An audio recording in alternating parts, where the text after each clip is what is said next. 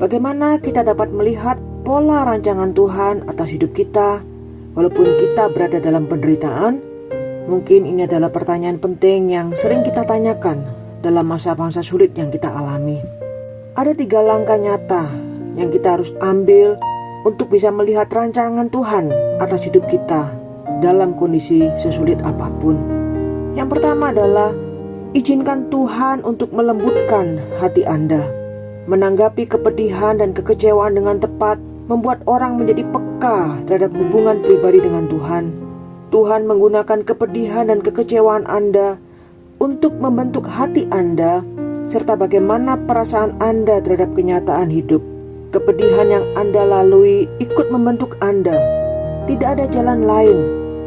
Pada akhir hidup Anda, hati Anda entah akan menjadi kasar dan tidak peka akibat tekanan beban kekecewaan, atau hati Anda menjadi lembut melalui hal-hal yang melembutkan hati Tuhan.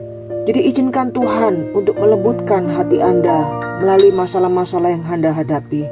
Yang kedua, jadikan pikiran Anda kuat melalui iman.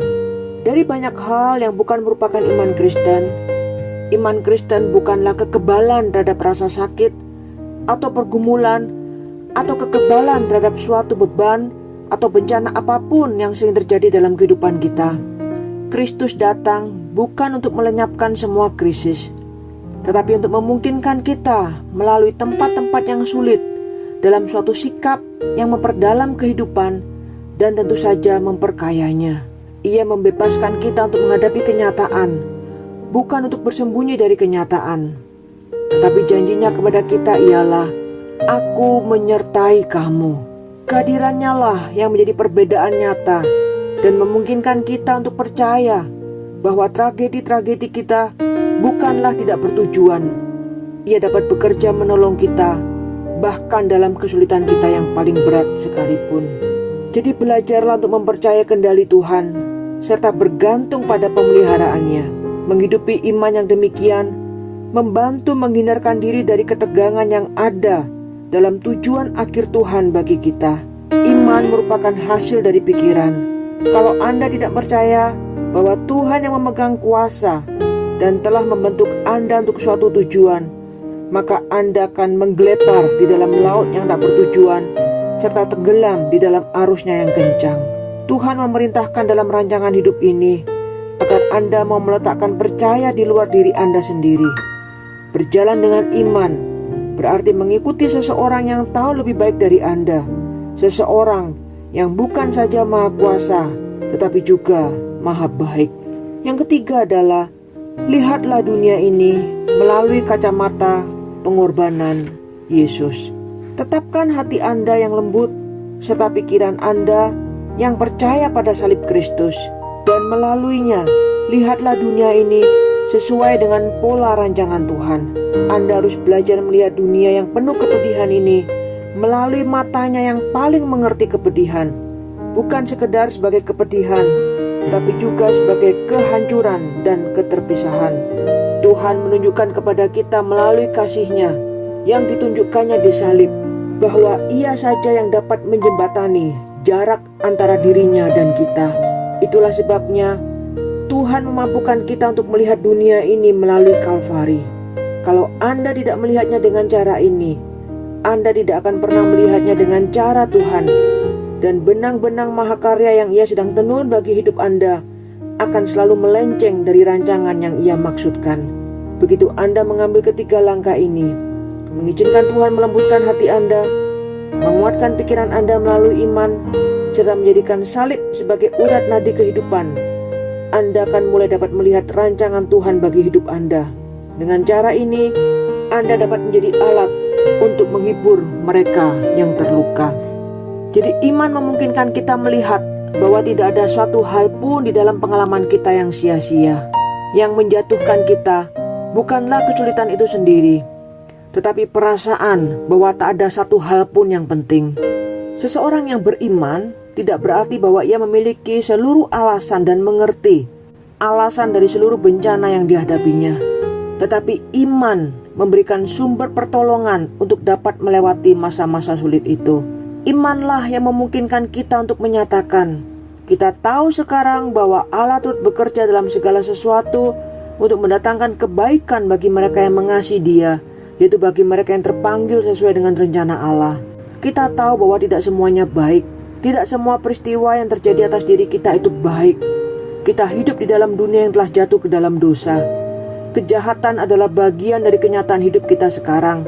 Kita adalah orang yang mementingkan diri sendiri, yang hidup di tengah-tengah orang-orang yang mementingkan diri sendiri. Tetapi dalam segala yang kita bukakan di hadapan Allah, Allah akan melakukan penebusan di dalamnya dan juga di dalam diri kita yang membawa kebaikan. Kemungkinan penebusan itu tidak terbatas. Terperangkap dalam kecanduan alkohol merupakan hal yang tragis. Tetapi orang-orang yang karena kasih karunia Allah yang telah ditebus dan telah disembuhkan, kini dapat melakukan pelayanan kepada pecandu minuman keras lainnya dengan suatu cara yang tidak dapat ditiru oleh orang lain. Mereka memahami masalahnya karena mereka pernah mengalaminya. Allah membawa kebaikan dari masalah yang dialami oleh mereka. Kita mungkin pernah menyaksikan seorang ibu yang kehilangan anaknya, menghibur seorang ibu lain yang kehilangan anaknya dengan suatu cara yang tidak dapat dilakukan oleh orang-orang yang tidak pernah mengalami kehilangan itu. Luka-luka yang telah disembuhkan membentuk bekas-bekas luka yang memberi kekuatan. Benar bahwa kita lebih suka untuk tidak menderita, untuk tidak mengalami luka. Suatu hal yang wajar bahwa kita lebih suka tidak menderita luka atau kekuatan yang mungkin dihasilkan dari luka itu. Tetapi sebagai manusia, kita tidak mempunyai pilihan lain. Rasa sakit itu dapat menimpa semua orang. Pilihan kita hanyalah apakah kita membiarkan rasa sakit itu melumpuhkan dan menghancurkan diri kita, ataukah apakah kita dapat mencari jalan untuk hidup dan mempergunakannya secara kreatif. Pilihan itu ada pada kita. Dengan iman kita memahami bahwa kehidupan ini bukanlah segalanya. Kita seharusnya hidup seperti orang-orang beriman lainnya yang dicatat dalam Alkitab, yang menantikan masa kehidupan yang akan datang. Ada janji tentang kehidupan yang kekal, di mana segala ketidakadilan akan lenyap dan kehidupan itu sendiri akan penuh dengan kelimpahan. Tanpa dimensi seperti ini, masalah, penderitaan, dan kejahatan tidak akan menemukan jawaban yang lengkap. Dengan dimensi ini, kita akan memiliki kepastian bahwa suatu hari kelak kita akan mengerti.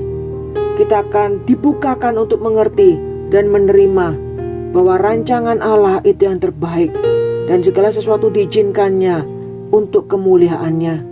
Biar semasa kita hidup di dunia ini dengan hal yang kita tidak mengerti, dengan banyak kesulitan yang kita alami, biarkan hati kita tetap terbuka, beriman kepadanya, mengizinkan Tuhan untuk terus membentuk kita, melembutkan hati kita, dan membantu kita untuk memiliki perspektif dari kekekalan, untuk bisa melihat segala sesuatu yang terjadi dalam kehidupan ini. Biar Tuhan menguatkan kita. Tuhan memberkati.